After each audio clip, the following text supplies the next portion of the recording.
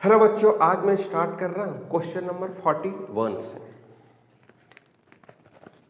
Question number 41 क्या है?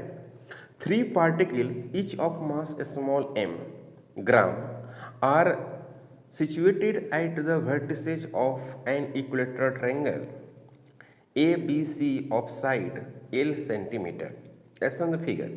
The moment of inertia of the system about the line AX perpendicular to AB and plane of ABC in gram centimeter square units will be.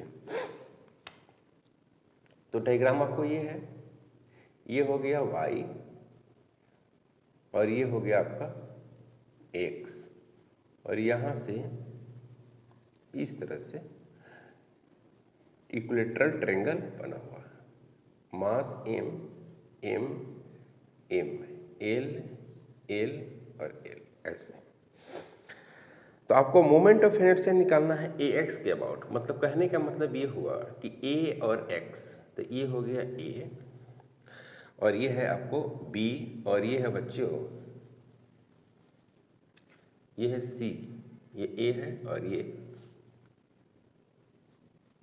b है, ये है आपको c। तो सवाल ये है कि ax के अबाउट निकालना है। ax, तो ये ax अबाउट हो गया, मतलब कि आपको जो मोमेंट ऑफ इनर्शिया चाहिए इसके अबाउट चाहिए, इसके अबाउट, यानी I आपको a और x चाहिए, a और x। तो काफ़ी आसान है, लिख लीजिए।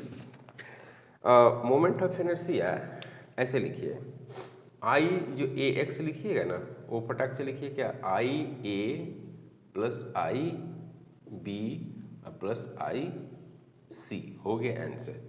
तो I a x इसका मतलब क्या हुआ कि इस पार्टिकल के लिए लिख रहे हैं, इस पार्टिकल के लिए, तो इस पार्टिकल के लिए क्या है, m m है और x l क्या है, 0 है।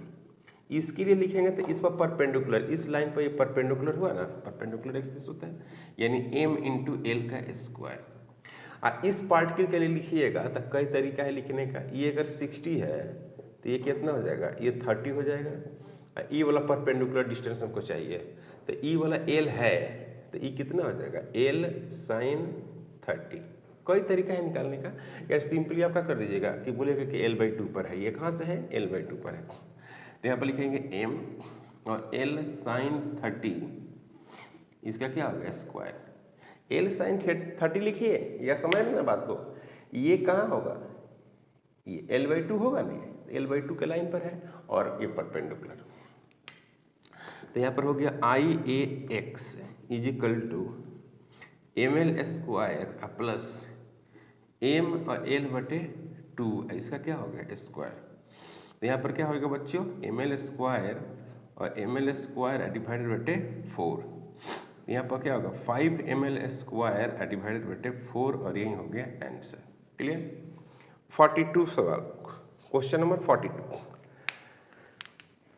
42 में कह रहा है कि a circular disc is to be made by using iron and aluminium, okay, so that acquire the maximum moment of inertia about geometrical axis. It is possible with, कह रहा है कि आयरन का और एल्युमिनियम का बना हुआ है कौन, एक डिस्क। तो सबसे पहली बात कि जो मास ऑफ आयरन होगा, मास ऑफ आयरन वो ग्रेटर होगा किससे, मास ऑफ एल्युमिनियम से, इतना तो आपको पता ही है, ओके। तो सेम डिस्टेंस पर अगर लिया जाए, मान ली कि तो मोमेंट ऑफ इनर्शिया को अगर देखा जाए सेम डिस्टेंस पर, तो मोमेंट ऑफ इनर्शिया आयरन का ज़्यादा होगा एल्युमिनियम से। आगे देखते हैं ऑप्शन क्या कह रहा है, ऑप्शन के हिसाब से हम बात करने वाले हैं।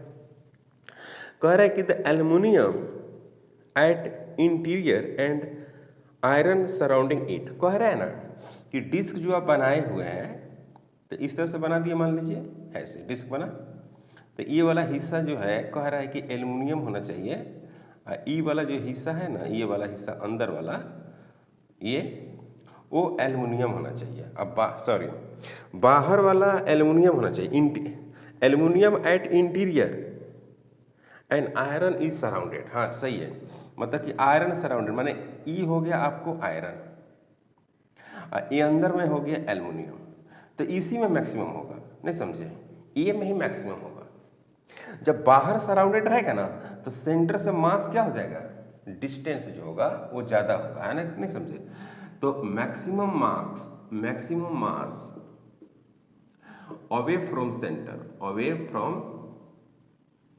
सेंटर, तो मोमेंट ऑफ इनर्शिया क्या हो जाएगा, ज़्यादा हो जाएगा। देखिए I बराबर mr का स्क्वायर, समझ रहे हैं ना?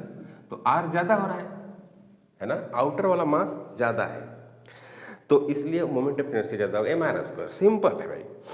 तो यहाँ पर और भी बी ऑप्शन में है आयरन एट इंटीरियर, बिल्कुल नहीं होगा। सी में है using iron and aluminium layers alternate order, नहीं ये भी नहीं है। Sheet of iron used both external surface and aluminium sheet internal layers तो इसमें है कि डी में कह रहा है कि sheet of iron is used as both, नहीं एक्सटर्नल, ये भी नहीं होगा। तो ऑप्शन आपका ए होगा, माने कि आउटर में मास होना चाहिए। फॉर मैक्सिमम देखिएगा, for maximum moment of inertia iron जो होना चाहिए, आयरन शुड बी आउटर में होना चाहिए। आयरन कहाँ होना चाहिए बच्चों, आउटर में होना चाहिए। समझ में आया, नहीं आया? ओके, तो इसको मिटाते हैं। ओके, अब क्वेश्चन नंबर जो है 43, इसका मोमेंट ऑफ इनर्शिया से है, और मोमेंट ऑफ इनर्शिया की आपको बेसिक कंसेप्ट आनी चाहिए। अगर बेसिक आपको कंसेप्ट आती है तो फिर कोई प्रॉब्लम ही नहीं है। ओके, अब क्वेश्चन नंबर 43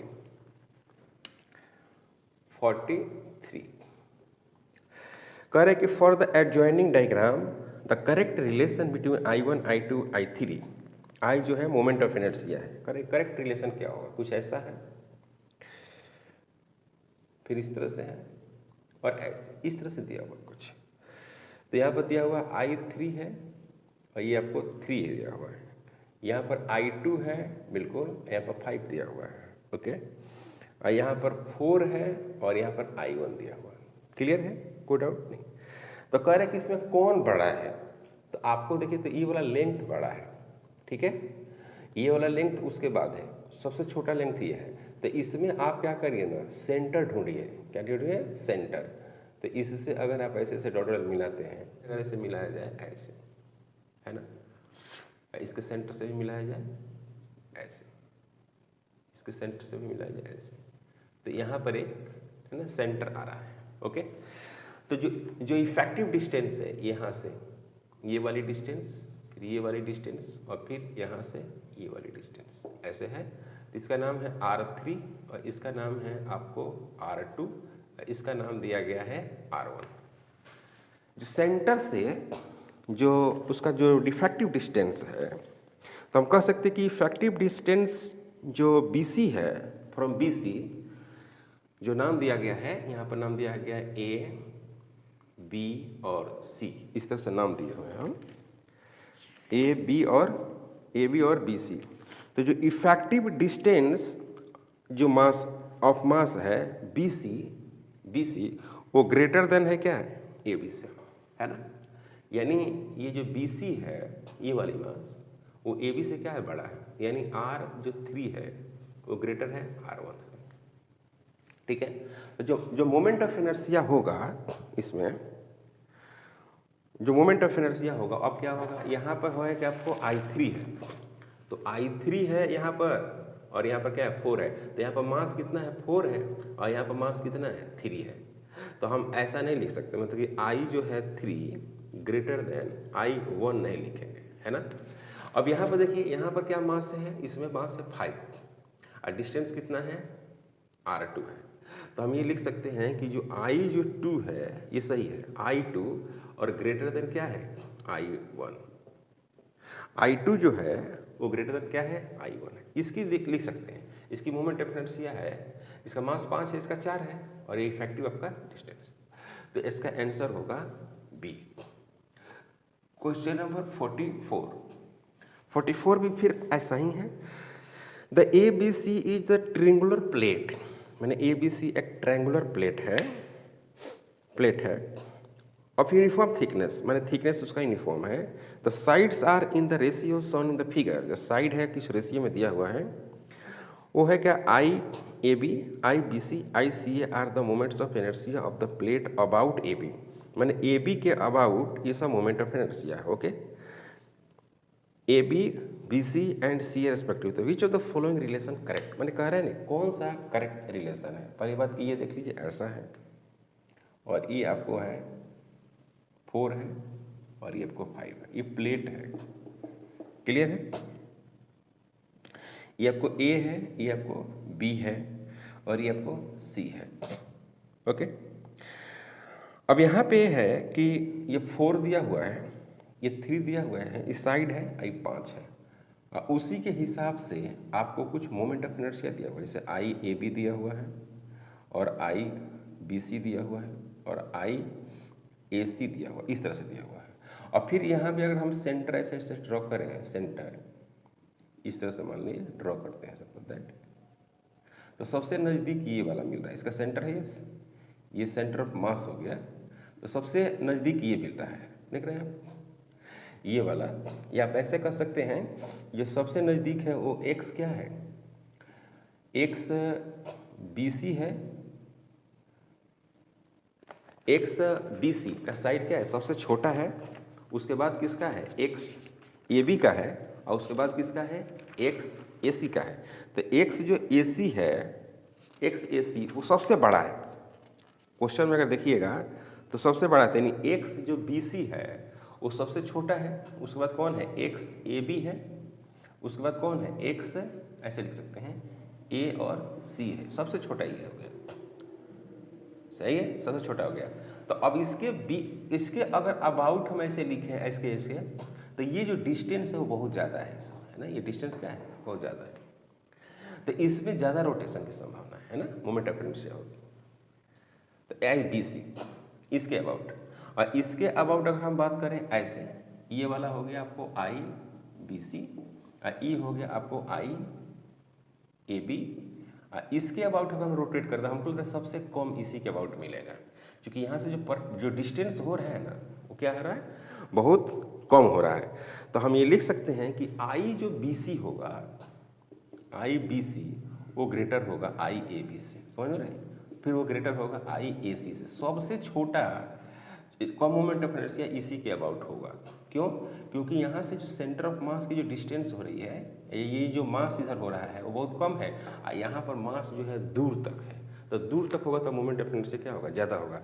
तो इसमें से देखेंगे कि ऑप्शन कौन कौन है, तो एक तो आपको ऑप्शन दिया हुआ है कि I A B plus I B C is equal to I C A है, तो ये तो नहीं हो सकता, तो यहाँ पर सी ए इज मैक्सिमम, ये गलत है। फिर I A B greater than I B C और I B C greater than I A B greater than I B C, A B greater than B C, बिल्कुल गलत है।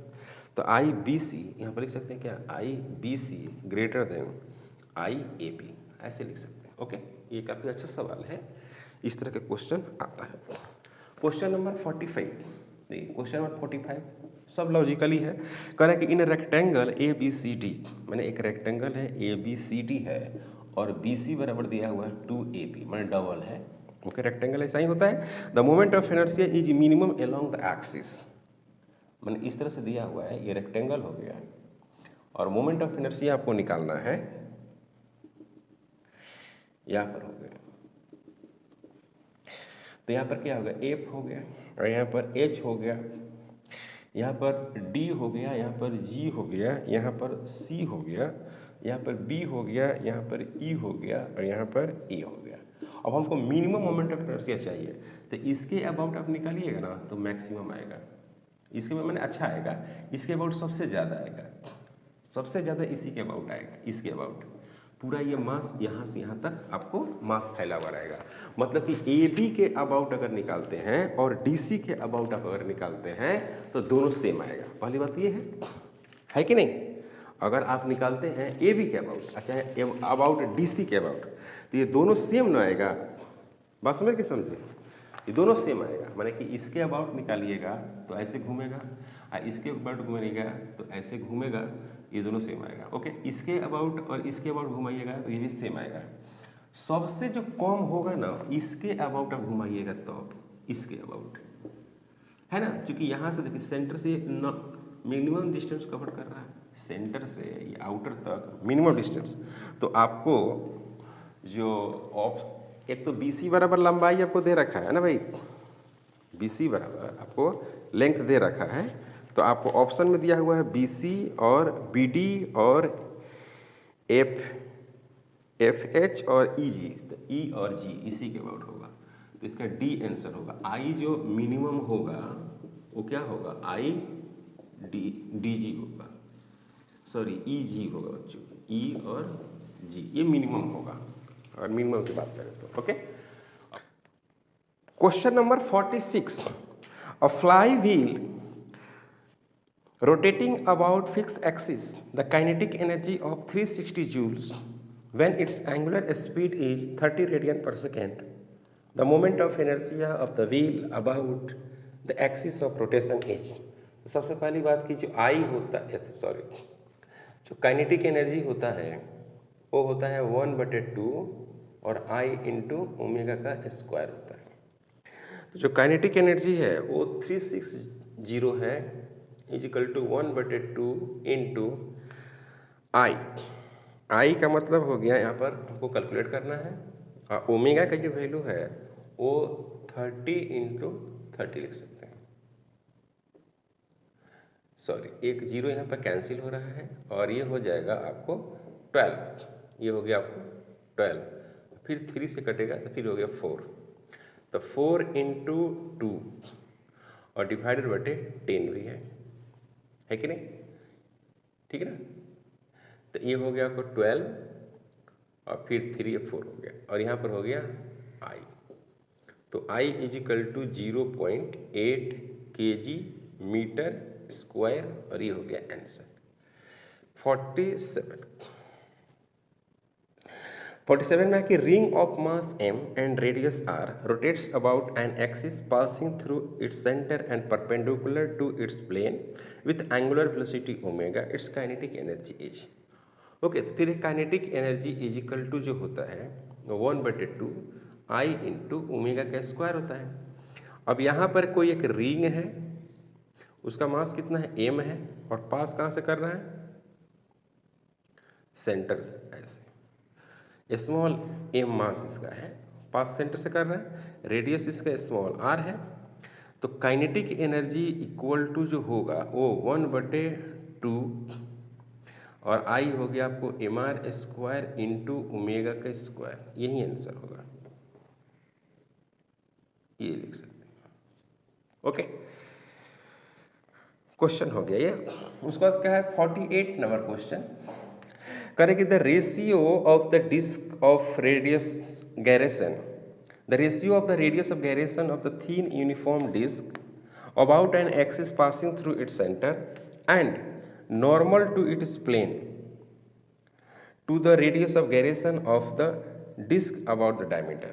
ओके, तो सबसे पहली बात ये है कि कोई डिस्क है, ये डिस्क है, और इसके सेंटर ऑफ मास से जो मोमेंट ऑफ इनर्शिया होगा वो होगा क्या, ICM इजिकल टू होता है mr स्क्वायर डिवाइडेड बटे 2। अगर कोई डिस्क है और उसके डायमीटर से अगर आप निकालना चाहते हैं, डायमीटर से, तो ये हो जाएगा आपको mr स्क्वायर बटे 4 इतना होगा। अब यहाँ पर कह रहे हैं कि रेडियस ऑफ gyration दोनों के लिए आपको कैलकुलेट करना है, तो इसमें आपको रेडियस ऑफ gyration की अगर हम बात करें रेशियो, तो यहाँ पर लिखेंगे क्या, mk1 का स्क्वायर इजिकल टू mr का स्क्वायर डिवाइडेड बटे 2, तो k1 इजिकल टू जो होगा वो होगा r/√2। इसका अगर हम बात करें तो लिखेंगे mk2 का स्क्वायर इजिकल टू mr का स्क्वायर डिवाइडेड बटे 4, m से m कट जाएगा, तो k2 इजिकल टू जो होगा वो होगा r/2। तो आपको रेशियो निकालना था, मतलब k1 रेशियो आपको k2 निकालना है एक तरह से, तो क्या लिखेंगे, ऐसे लिख लीजिए, पहले k1 डिवाइडेड बटे k2 is equal to r divided बटे रूट अंडर 2 और यहाँ पर हो गया r/2। तो यहाँ पर हो गया k1 फिर हो गया क्या k2 इजिकल टू r से r कटेगा 2 डिवाइडेड बटे रूट अंडर 2। 2 डिवाइडेड बटे रूट अंडर 2 इसको कंजुगेट कर लीजिए पहले। यहाँ पर क्या होगा 2 रूट अंडर 2 डिवाइडेड बटे root under 2 into root under 2, ये कैंसिल हो जाएगा। तो k1 ratio k2 is equal to root 2 ratio 1, ये हो गया आंसर। सही है। तो आपको ऑप्शन में है B. Along the centre of the disc mr²/2 होता है, एलोंग द डायमीटर mr²/4 होता है।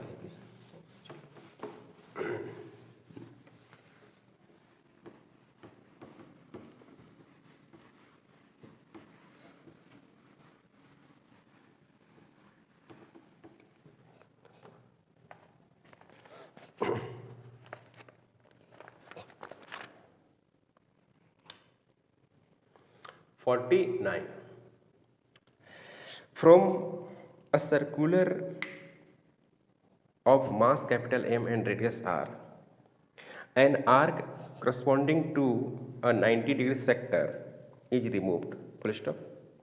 The moment of inertia of the remaining part of the ring about an axis passing through the center of the ring and perpendicular to the plane of the ring is k times mr². Then the value of k is, देखिए क्या है सवाल पहले समझिएगा। इस तरह से एक सर्कुलर मास है और सर्कुलर मास है ऐसे, सर्कुलर है मतलब कि सर्कल है ऐसे, ओके। इसका सेंटर है, अब ये पूरा मास m है, पूरा मास m है।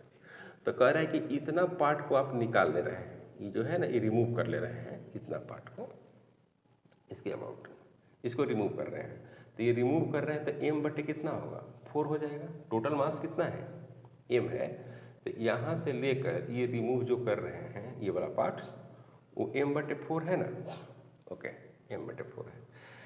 अब पूरा टोटल वाला कितना है, पूरा वो I है, यानी पहले वाला जो है I वो क्या है आपको mr² है, और दूसरा जो है रिमूवेबल पार्ट है वो क्या है m बटे 4 इंटू r² है। तो रिमेनिंग जो बचा उसका मोमेंट ऑफ इनर्शिया कैसे निकालेंगे, I0 इसको क्या लिखेंगे I1 माइनस I2।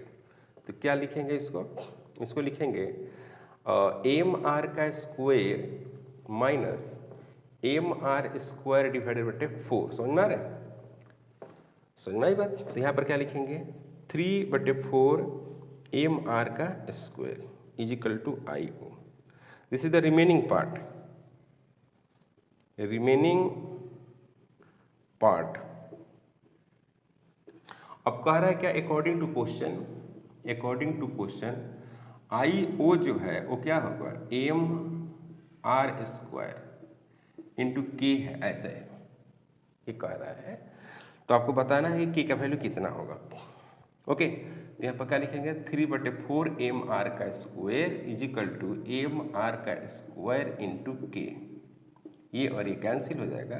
तो k इक्वल टू जो होगा वो होगा 3 बटे 4, यही आंसर है। सही है, ओके, मतलब कि 3 बटे 4 आ गया। क्वेश्चन नंबर 50, क्वेश्चन नंबर 50 भी कुछ इसी तरह से है। क्वेश्चन नंबर 50 है वो भी सेम टू सेम कुछ ऐसा ही बातें कर रहा है।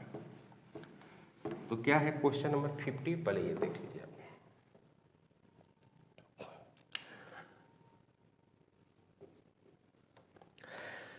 From a disc of radius r and capital M, mass उसका है, a circular hole of the diameter r whose rim passes through the center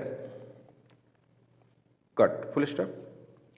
What is the moment of inertia of the remaining part of the disc about a perpendicular axis passing through the center? काफी अच्छा सवाल है। देखो भाई, पहली बात ये है कि ये हो गया आपको r रेडियस वाला डिस्क, ये हो गया r रेडियस वाला डिस्क। इसकी रेडियस कितनी है r है, और इस सेंटर से इसे पास करेगी, मान लीजिए O है, मान लीजिए O है, अब इस सेंटर से पास करती है, इसका मास कितना होगा, m होगा। इसका सेंटर से जब पास करेगी तो क्या होगा, एम आर का स्क्वायर डिवाइडेड बाई 2 होगा। सही लिखे, ओके।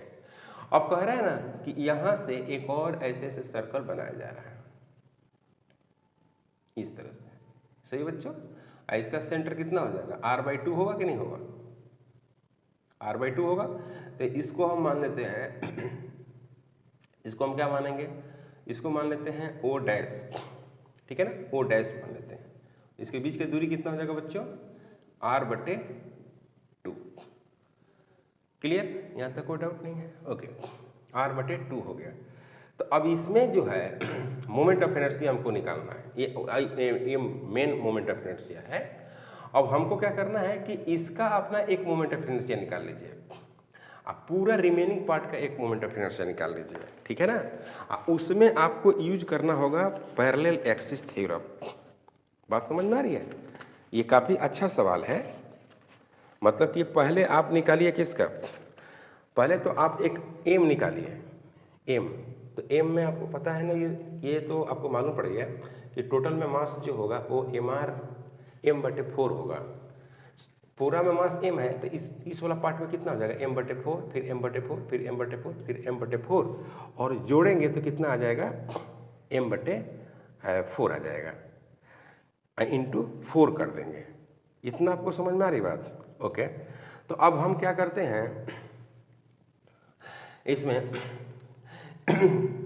इसका हम लोग मोमेंट ऑफ इनर्शिया निकालेंगे काफ़ी आसानी से। तो हम लोग लिखते हैं क्या, आई जो ओ डैश है इसके about, I O dash is equal to m/4, पहली बात मास हो गया, r स्क्वायर डिवाइडेड बाई कितना हो गया, 2, यानी m r का स्क्वायर डिवाइडेड बाई कितना हो गया, 8 हो गया। ये हो गया आई ओ डैश। इस तरह से आप आराम से निकाल सकते हैं, ओके। जो आई ओ डैश को आप ऐसे लिख सकते हैं आराम से, m/4, और सॉरी इसका रेडियस भी कितना है, इसका रेडियस भी है, ऐसे लिखेंगे आई ओ डैश। पहले एक मिनट, इस छोटे वाला का मोमेंट ऑफ इनर्शिया कैसे निकालेंगे, सेंटर से I O dash is equal to, पहली बात की आया m/2, ठीक है, m/2 उसका, सॉरी m/2 बोल रहा है, m/4 उसका मास आ गया, ठीक है, m r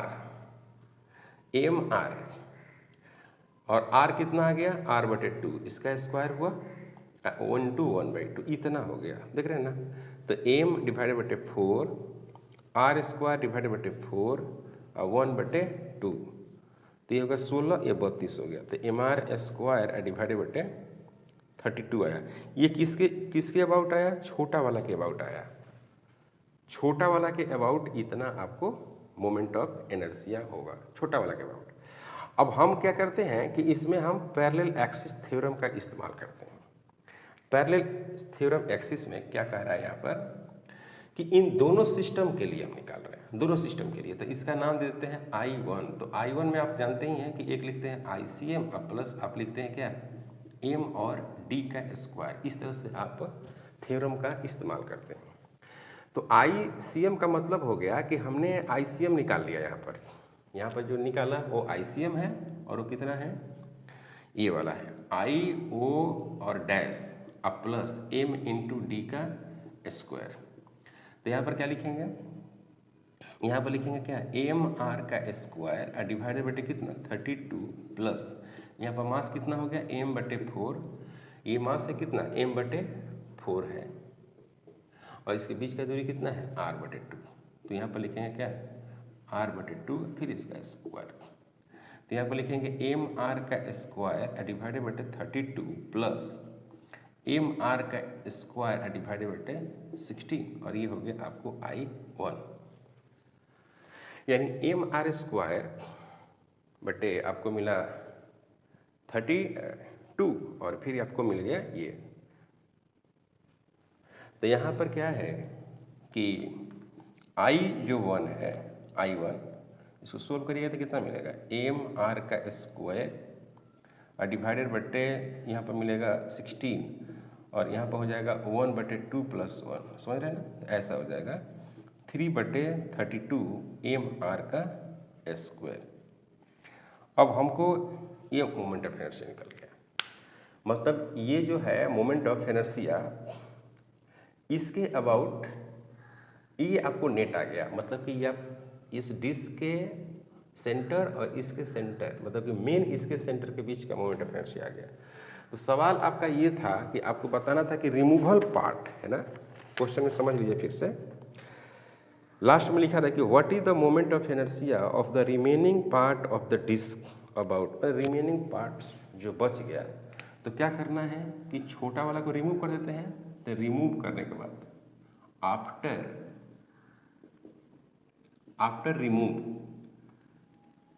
रिमूव करने के बाद मोमेंट ऑफ इनर्शिया क्या होगा। तो लिखने का तरीका यही है कि आई जो नेट होगा, अगर हम नाम देते हैं कि आई नेट, तो आई ओ जो शुरू में निकाले थे माइनस I1, यही आंसर होगा। तो आई नेट इजकल टू आई ओ, ये है आपको mr²/2 माइनस 3/32 और mr का स्क्वायर। इसको सोल्व करेंगे तो क्या होगा, mr का स्क्वायर, यहाँ पर क्या होगा 32 माइनस 3 डिवाइडेड बटे 2 इंटू 32, तो यहाँ पर हो जाएगा आपको 29 डिवाइडेड बटे 64 और mr का स्क्वायर। ये होना चाहिए आंसर। कंजस्टेड है तो ऑप्शन में आपको है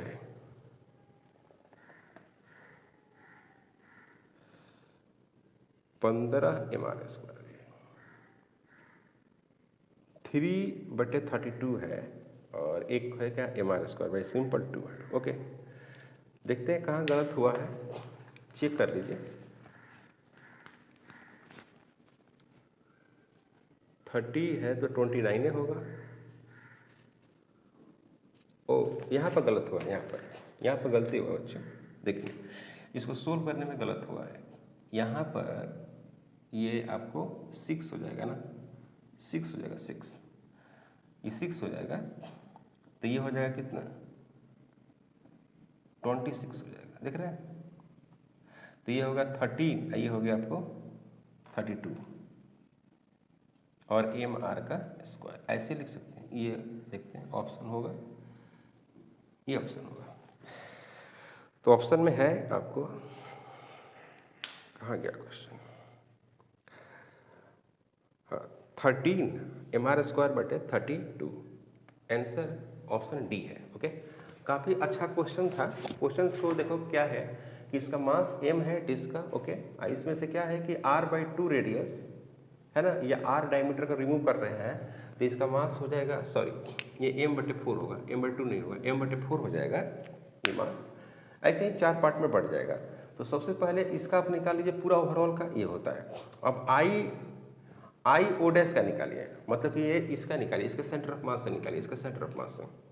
तो m/4 r/2 इतना हो गया। ओके, अब क्या कह रहा है कि इसके बीच दोनों पैरेलल थ्योरम में हो गया, तो इसके बीच आप पैरेलल थ्योरम का थ्रू निकालिएगा, तो I1 बराबर ICM प्लस MD², ये नेट आ रहा है, हो ना। और उसके बाद क्या करना है कि अब रिमेनिंग पार्ट का निकालना है, तो जो अभी निकाले हैं उसको इसमें से घटा दीजिए, ये आंसर हो जाएगा। क्लियर है।